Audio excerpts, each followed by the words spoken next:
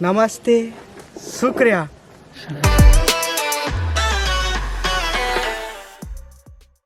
Good morning जी, सत श्री अकाल सारिਆਂ ਨੂੰ। तो आज हम जाने लगे चिचिन इत्जा जो कि दुनिया के एक अजूबों में से अजूबा है, ठीक है। और जाने से पहले जैसे कि मैंने आपको बताया था कि मैं आपको अपना एयरबीएनबी दिखाऊंगा, हमें काफ़ी सस्ते में मिला है। और ऑफ कोर्स 4 जन है, काफ़ी अच्छा है एयरबीएनबी अंदर से, ठीक है। छोटी सी लोकेलिटी है जिसमें 10 घर हैं, ठीक है। आगे गेट लगा हुआ है और बाहर हमें स्विमिंग पूल भी मिला है। ये 10 के 10 घर ये स्विमिंग पूल यूज़ कर सकते हैं। और यहाँ पर जैसे बार हाउस भी है और बाहर बैठने के लिए पैटू भी बहुत बड़ा लगा रखा है, ठीक है। अंदर हमें जैसे 2 कमरे मिले और एक डबल बेडरूम बाहर लगा रखा है। 2 डबल बेड कमरों के अंदर है, हमें एक वॉशरूम मिला है, बस वो प्रॉब्लम है। हमें ऑलरेडी पता था जब हमने ऑनलाइन चेक किया, लेकिन हमने फिर भी बुक किया क्योंकि हमें सस्ते में मिल रहा था। लिविंग रूम इतना बड़ा नहीं है, लेकिन फिर भी रहने के लिए काफ़ी अच्छा। हमने 2 रातों के लिए बुक करवाया है ये एयरबीएनबी। काफ़ी छोटा सा और प्यारा सा घर है। बाकी अब चलते हैं और आज का दिन करते हैं शुरू।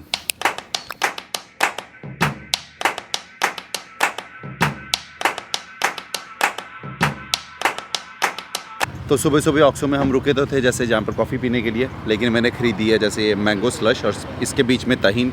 यहाँ पर आके जो मैं एक चीज़ का बहुत बड़ा फ़ैन हुआ वो है जैसे अपने इंडिया में MDH मसाले वगैरह होते हैं, चंकी चाट मसाले होते हैं ना जैसे, तो यहाँ पर एक मसाला है तहीन और उसके ऊपर डालते हैं चमोइस और एक काफ़ी अच्छा टेस्ट करता है। अगर यहाँ पर आप आओ तो ताहीन ज़रूर ट्राई करें। ताहीन खाने में काफ़ी अच्छा है। जैसे फ्रूट्स के ऊपर डाल सकते हैं, चिप्स के ऊपर डाल सकते हैं, ठीक है। और हर चीज़ के ऊपर ही वो मसाला डाल सकते हैं, उसके वो खाने का टेस्ट 2 गुना ज़्यादा, 2 भी नहीं 3 गुना ज़्यादा ही बढ़ा देता है।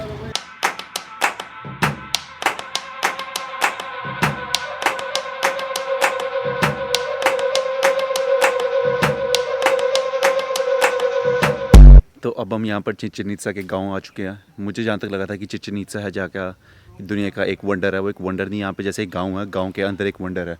और चिचिन इत्जा की हिस्ट्री क्या है कि जहाँ पर ये टेम्पल्स वगैरह सारे के सारे हैं, जो मेन अट्रैक्शन है, जो मेन दुनिया का जहाँ पर वंडर है, वहाँ पर पिछले दिनों में जैसे बहुत पुराने दिनों में मैक्सिको के सबसे अमीर लोग रहा करते थे, सिर्फ़ और सिर्फ अमीर लोग। तो करके ये जगह काफ़ी मशहूर है और उन्होंने टेम्पल्स वगैरह बनाए हुए हैं। इन टेम्पल्स में, इन इमारतों में काफ़ी ज़्यादा एस्ट्रोलॉजी, मैथमेटिक्स, काफ़ी ज़्यादा ऐसी सी चीज़ें जैसे सेम अपने इंडिया में भी होती है, ठीक है। तो हिस्सों में बन रखा है। मुझे था सिर्फ एक अट्रैक्शन होगी, लेकिन यहाँ पर जैसे हम अंदर आए, सबसे पहले आकर आपको टोल टैक्स पे करना पड़ता है। टोल टैक्स पे करने के बाद आपको जैसे फ़ी पे करनी पड़ती है पार्क के अंदर आने की। और फिर पार्क बहुत ही 4 किलोमीटर की टोटल वॉकिंग है और 2 हिस्सों में बन रखा है।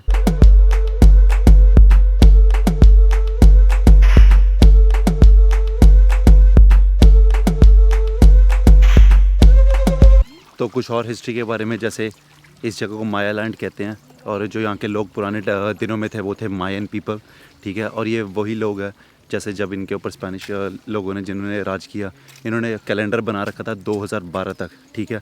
2012 के बाद इन्होंने कैलेंडर नहीं बनाया था, ठीक है। जैसे इन्होंने काफ़ी कैलेंडर बनाए जो आज से 100-200 साल पहले, और वो कैलेंडर जैसे आखिरी साल जो बना रखा था 2012 तक बना रखा था।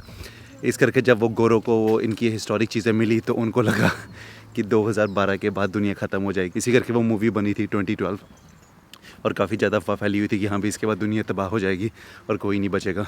तो ये छोटे से गांव के अंदर ही सारा कुछ है। चिचिन इत्जा ये जो मेन पार्क है, इसके अंदर होटल भी है, आप यहाँ पर आके रह भी सकते हो, लेकिन काफ़ी ज़्यादा महंगा है रहना, तो काफ़ी अमीर लोग करते हैं। मैं तो अफोर्ड नहीं कर सकता, इस करके हमने यहाँ से 1-1.5 घंटे दूर हमने अपना घर बुक किया और वहाँ से हम यहाँ पर ड्राइव करके आए हैं। काफ़ी ज़्यादा शांति है यहाँ पर। तो जहाँ पे हमने टोल टैक्स पे किया था उसके साथ में ही हम पार्क के अंदर आने का पे करते हैं और उसके बाद 2-3 सिक्योरिटी चेक पॉइंट वगैरह होते हैं, ठीक है। और उन्होंने हमें अंदर आने से पहले रूल वगैरह समझाया। जैसे पहले वो क्लाइंब वगैरह करने देते थे, यहाँ पे टेम्पल्स वगैरह के अंदर भी जाने देते थे, ठीक है। अब वो सारा कुछ अब वो सारा कुछ हमें बंद कर दिया गया। किस करके? क्योंकि जब लोग आते थे कई जाने, उस टाइम भी रूल होते थे, रूल्स को फॉलो नहीं करते थे, ठीक है। और यहाँ की जगहों को डिस्ट्रॉय वगैरह, डैमेज वगैरह कर देते थे, तो इस करके अब वो चीज़ें भी बंद हो चुकी हैं।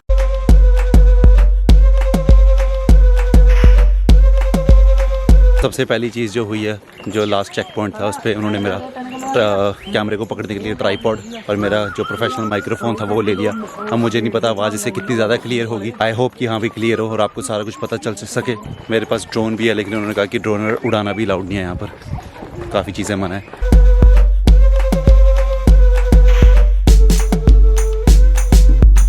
तो ये मेरे पीछे बच्चे हैं जो इस टाइम मुझे वीडियो नहीं बना रही, पीछे से अजीब अजीब सी आवाज़ें निकाल रहे हैं। लेकिन सबसे पहली जगह हम गए थे सिनोते इश्तौल, ठीक है, और वो काफ़ी ज़्यादा सेक्रेट प्लेस है, वहाँ पर जाना अलाउड नहीं है। क्या पता पिछले दिनों में जाते थे, लेकिन अब जाना बिल्कुल भी अलाउड नहीं है।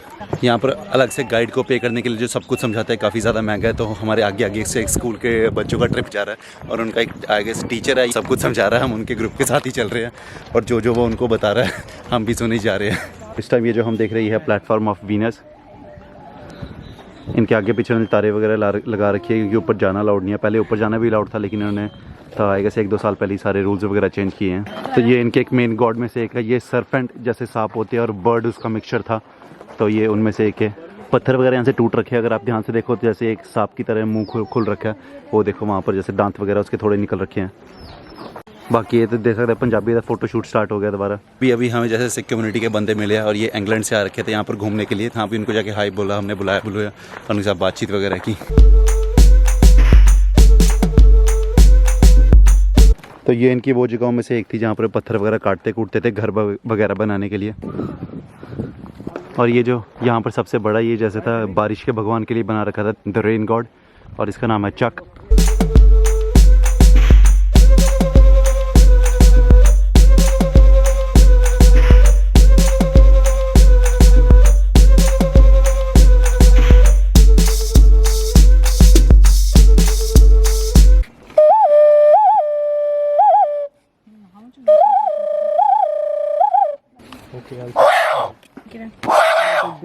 तो यहाँ पर भी अगर आप आओगे मैक्सिको में हर जगह आपको जैसे छिपकलियाँ वगैरह दिखेगी, लेकिन यहाँ चिंचन इत्सा के एरिया में यहाँ पर आपको जैगुआर दिखेंगे। और वो चीज़ उन्होंने बिल्कुल ही जैगुआर की तरह बना रखी है, दिखने में जैगुआर की तरह और आवाज़ भी जैगुआर की तरह निकालती है। ये जो पत्थर है काफ़ी महंगा पत्थर है, ये वॉल्केनिक पत्थर है, वॉल्केनिक रॉक है ये।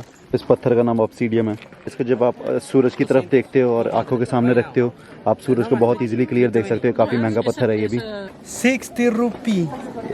Muchas gracias. Muchas gracias, patrón. और ये जो वेंडर्स है ये सारा सामान यहाँ पर बेच रहे हैं। यहाँ के प्राचीन पत्थर है, एंशिएंट पत्थर है जो इन्होंने खोद कर निकाले हुए हैं, जिस करके चीज़ें इतनी ज़्यादा महंगी नहीं है। कई चीज़ें काफ़ी सस्ती है, डिपेंड करता है पत्थर से पत्थर पर। बनाने का तरीका ऑलमोस्ट दिखने में सेम है, लेकिन वहाँ पर डिफरेंस क्या आ जाता है सिर्फ मछली के दांत का या फिर मछली के क्या नाम है हड्डियों का। कुछ चीज़ें यहाँ पर जो मछली की हड्डी के साथ बन रखी है, तो सेम ही साइज़ सेम ही दिखने में एक चीज़ $1 की हो सकती है और दूसरी चीज़ पूरी $12 की हो सकती है। तो यहाँ पर ये जितने भी सारे के सारे मंदिर और जगहें हैं सारी की सारी हैंडमेड है। इतने साल पुराने, इतने साल पहले मशीनें वगैरह नहीं होती थी और आप देख सकते हैं इन्होंने ये बना रखा है जैसे हाथों के साथ, एक तरीके से हैंडमेड ही है सारा कुछ। और ये जो बिल्डिंग हमने देखी है ये थी कारकोल, और कारकोल के इसके टॉप पर पहले जाना अलाउड था। अब सारी की सारी बिल्डिंग, सारे के सारे टेम्पल्स के आगे पीछे इन्होंने जैसे ऐसे रस्सियाँ वगैरह लगा रखी है, अब कोई नहीं जा सकता। और इसका एस्ट्रोनॉमिकल फ़ीचर, जैसे एस्ट्रोनॉमिकल भी कह लो, मैथमेटिकल कह लो, बहुत डिफरेंट तरीके के फ़ीचर है। लेकिन एक फ़ीचर ये है कि दिन के एक टाइम पर जैसे धूप पड़ती है, इसकी 3 विंडोज़ उसके टॉप पर थी और उस धूप से यहाँ भी डिफरेंट एनिमल्स के स्ट्रक्चर बनते थे। ग्लेशियर चर्च यहाँ का, चिंचन इत्सा का, काफ़ी मशहूर चर्च है ये भी यहाँ पर फेंस लगा रखी है, इसके अंदर जाना अलाउड नहीं है। तो ये जो शेप है इस टाइम आप देख रहे हो, ये है basically Chaac, the god of rain, बारिश का भगवान। इनकी शक्ल बन रखी है दोनों तरफ। ये इंडिया के काफ़ी जो एंशिएंट मंदिर है जो साउथ की तरफ है, मैं कभी जा नहीं रखा, लेकिन जो मैंने नेशनल ज्योग्राफी वगैरह पर, जो भी मैंने डिस्कवरी चैनल वगैरह पर जैसे वीडियोस वगैरह देखी हुई है, उनमें जो जैसे काफ़ी अच्छी हाथों के साथ बनाई हुई जैसे पेंटिंग्स वगैरह है, शेप्स वगैरह है, उनकी तरफ काफ़ी ज़्यादा शेप्स है यहाँ पर। बस अब इतनी ज़्यादा पुरानी बिल्डिंग है, मतलब ये तो वो शेप सारी फेड अवे हो चुकी है और वो आप बता नहीं सकते देख कर कि क्या एग्जैक्टली है।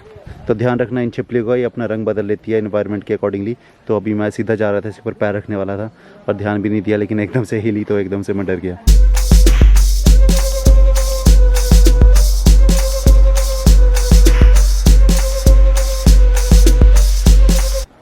तो ये यहाँ का रेड हाउस था, ये पूरा का पूरा लाल था अंदर से और बाहर से, लेकिन वही लाखों सालों के बाद इसका रंग फेड अवे हो गया। जैसे मेरे मैक्सिको के और व्लॉग है, उन व्लॉगों में दिखा रखे हैं कि मैक्सिको कितना कलरफुल है, ऐसे ही चिंचन इत्सा के ये सारे के सारे टेंपल, सारी की सारी बिल्डिंग्स काफ़ी ज़्यादा कलरफुल थी। मिलियन ईयर्स पुरानी बिल्डिंग्स है, तो उनका कलर सारा का सारा फेड अवे कर चुका है। सेम रीज़न जो शेप्स वगैरह मैं आपको बता रहा हूँ, टर्टल आउल्स वगैरह की जो उसके ऊपर डिफरेंट जानवरों की बन रखी है, वो भी फेड अवे हो चुकी है। आप देखकर बता नहीं सकते कि वो कौन सा एनिमल है।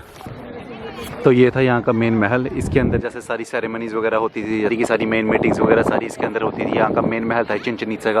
ये सारे टेम्पल्स हमने घूमे, सारी बिल्डिंग्स हमने घूमी, और ये यहाँ की मेन बिल्डिंग है जो कि मेन अट्रैक्शन है, जो कि है एक अजूबा दुनिया का। यहाँ पर जब आप आओगे, यहाँ पर काफ़ी जगह आप देखोगे लोग जैसे तालियाँ वगैरह मार रहे हैं, और तालियाँ जब आप मारते हैं जो एको वापस आती है, वो एको जैसे सिर्फ ताली की वापस नहीं आती, वैसे जैसे बत्तख की आवाज़ होती है वैसी आवाज़ वापस आती है। ये एक और चीज़ भी प्रिडिक्ट करते हैं यहाँ से कि हाँ भाई पता चल जाता है कि सोलर एक्लिप्स कब होएगा। इस टाइम आप देख रहे हो ये है टेम्पल ऑफ 1000 पिलर्स, जिसे टेम्पल ऑफ वॉरियर भी कहते हैं, ठीक है।